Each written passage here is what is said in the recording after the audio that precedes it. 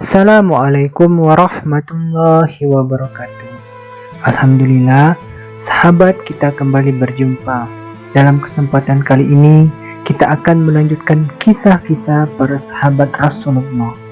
Dalam kesempatan kali ini, kita akan menceritakan kisah sahabat Rasulullah Suhaib bin Sinan atau Suhaib Ar-Rumi.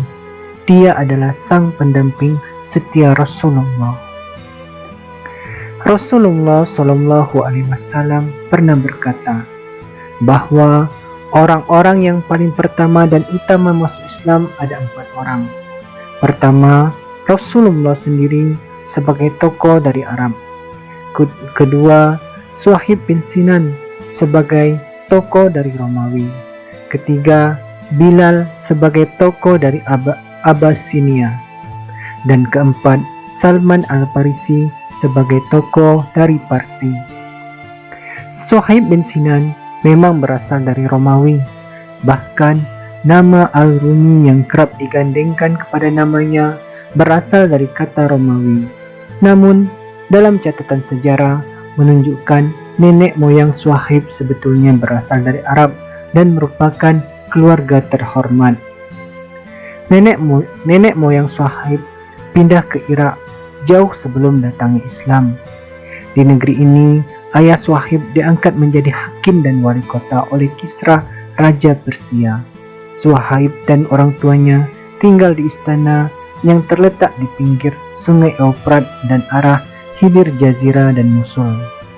Mereka hidup dalam keadaan senang dan bahagia. Suatu ketika, datang orang-orang Romawi menyerbu dan menawan sejumlah penduduk termasuk Suhaib. Setelah ditawan, Suhaib dijual belikan sebagai budak dari satu saudagar ke saudagar yang lain.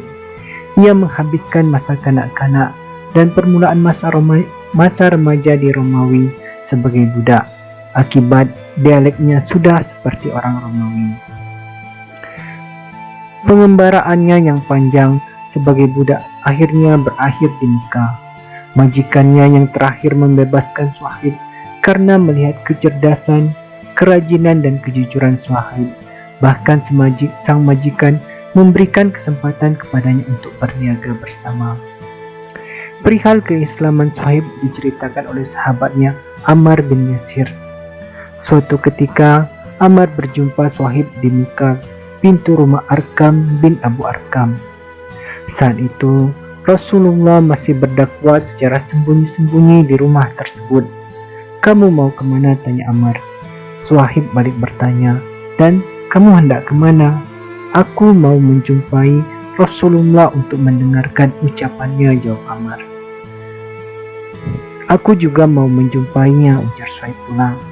Lalu mereka masuk ke dalam rumah Arkam menemui Rasulullah. Keduanya mendengar secara hikmat penjelasan tentang akidah Islam hingga sore hari. Setelah itu, keduanya menyatakan diri memeluk Islam secara sembunyi-sembunyi. Mereka kemudian keluar dari rumah itu. Ketika Rasulullah hendak berhijrah ke Madinah, Suhaib ikut serta. Ada yang mencatat bahwa Suhaib telah menyembunyikan segala emas dan perak dan kekayaan yang dimilikinya sebagai hasil perniagaannya bertahun-tahun di Makkah sebelum hijrah. Catatan lain menyebutkan bahwa harta tersebut hendak ia bawa ke Madinah. Rencana Suhaib akan menjadi orang ketiga yang akan berangkat ke Madinah setelah Rasulullah dan Abu Bakar. Namun, orang-orang Quraisy telah mengetahui rencana tersebut. Mereka mengatur segala persiapan untuk menggagalkannya. Ketika hijrah akan dilakukan, pasukan Quraisy menyerbu. Malang nasib Suhaib, ia masuk perangkap dan tertawan.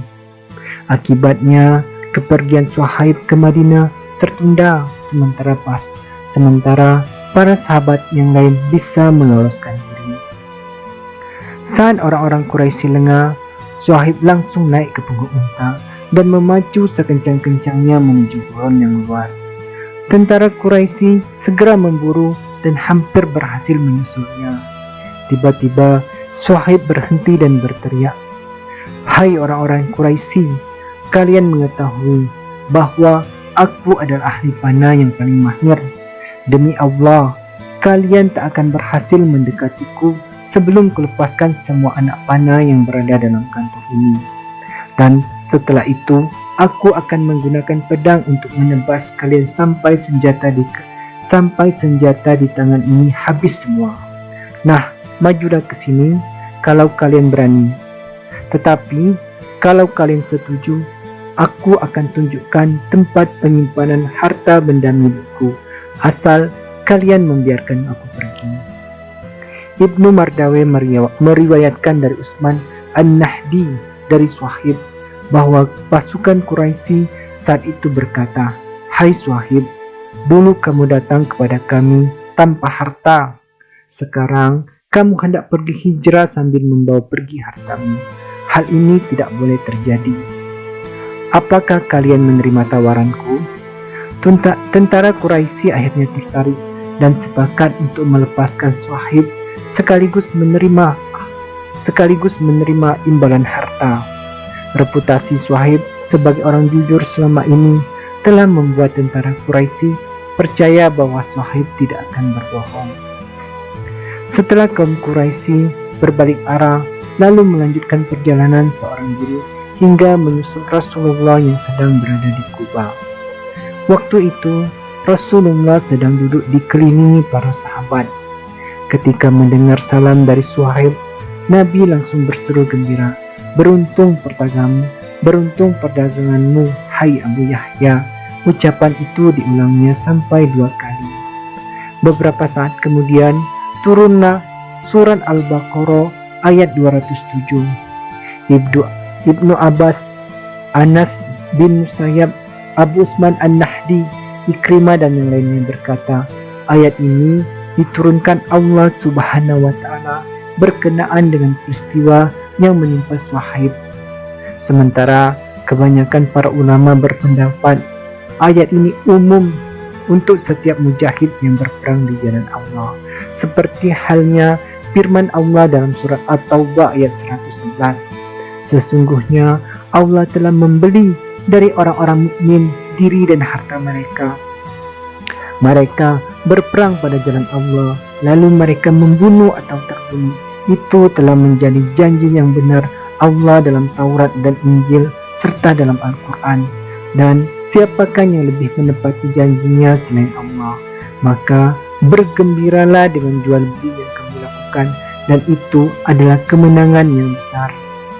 Sebuah catatan menunjukkan Suhaib baru mengetahui turunnya ayat ini mengenai dirinya setelah bertemu Umar bin Khattab dan kawan-kawannya dari Tab al-Hura.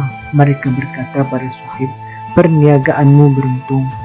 "Kalian sendiri bagaimana?" "Saya tidak merugikan perniagaanmu di jalan Allah." "Apa yang kalian maksud dengan perniagaanku beruntung?" tanya Suhaib. Para sahabat kemudian memberitahu bahwa Allah telah menurunkan ayat yang berkaitan dengan dia. Setelah hijrah, Suhaib menjadi pendamping setia Rasulullah. Ia dikenal berani dan handal menggunakan lembing dan panah. Suhaib pernah berkata, "Tidak ada sesuatu peperangan yang dilakukan Rasulullah dengan pihak lain yang tidak ada aku di sampingnya. Tidak pernah suatu perjanjian yang dibuat Rasulullah dengan pihak lain yang aku tidak ada di sampingnya.